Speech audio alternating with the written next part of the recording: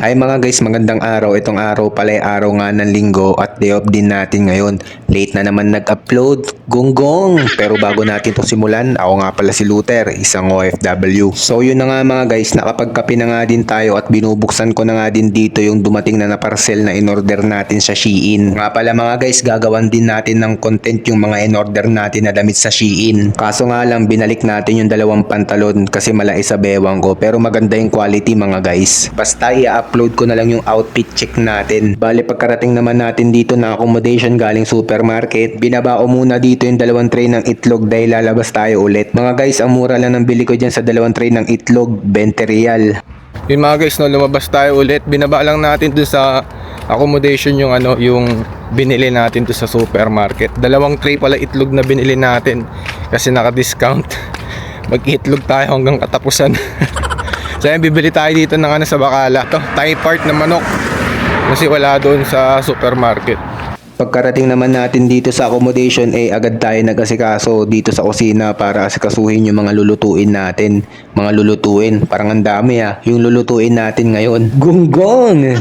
Bali dito mga guys, inasikaso na nga natin yung binili nating manok. Quarter leg pala yung nabili nating manok mga guys kasi walang thigh part. Kaya ito, hiniwa ko na lang mga guys. Pagkatapos naman natin mahiwa mga guys, ito nga, pinagtutusok-tusok ko na nga din yung mga part ng mga manok. Kasi priprituhin natin to mga guys para maluto yung loob. Dinimplahan ko na nga din dito mga guys ng paminta tsaka ng asin. At syempre para sumarap lalo, syempre titimplahan natin ng kamay ko. Mekos-mekos lang yan bay. Pagkatapos naman natin matimplahan yung manok, nilagay nga muna natin dito sa rep. Tapos kumuha na nga din ako dito ng bawang tsaka ng sibuyas. Habang minamarinate naman natin yung manok, nagiwa na nga din ako dito ng bawang tsaka ng sibuyas. Ay teka, baliktad sibuyas tsaka bawang, o diba para sabay sa video.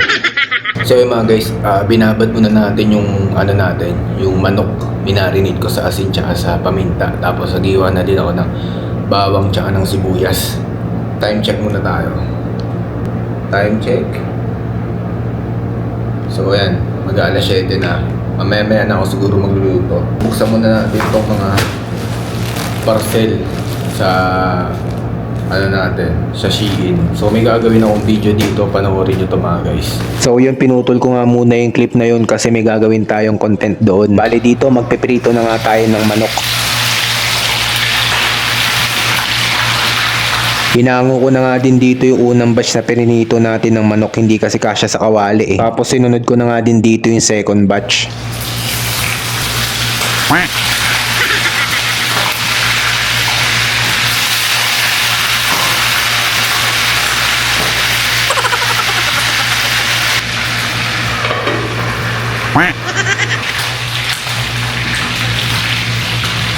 Kaya mga guys, dito tayo magluluto. So kala nyo mga guys fried chicken yung lulutuin ko ngayon kakamali kayo dahil ang lulutuin natin ngayon, hep pero mamaya na. Bali napag-isa na nga din ako ng sibuyas, bawang tsaka nilagay ko na nga din yung mushroom. Pagkatapos naman natin mamekos-mekos, nilagay ko na nga din dito yung pinrito nating manok. Tapos naglagay na nga din ako dito ng toyo para may konting lasa. Naglagay din tayo ng chicken nor cubes, kalahati lang, tapos mekos-mekos lang yan insan. Tapos naglagay nga din tayo dito ng isang basong tubig, tapos tinakpan na lang natin ng 5 minutes. Tapos nun, tapos na. De, joke lang. Hindi kasi nakapokus yung camera, hindi ko din kasi na-check. Gonggong! Bali nilagay na nga natin dito yung dalawang lata ng cream at minekos-mekos na nga din natin para ma-distribute yung cream. At takpan lang natin ng 5 minuto, pero di ko din kasi sure kung 5 minuto ba yun. Basta hanggang maging creamy yung sabaw, yun na yun. Bali tinikman ko na nga din dito. Ayun, yung lasang cream. Bugok!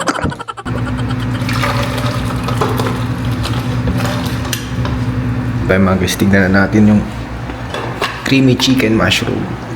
Uy, malapot. So yun nga mga guys, nilipat nga natin dito sa maliit na kaldero at hindi ako satisfied kaya pinakuluan natin ulit kasi hindi creamy.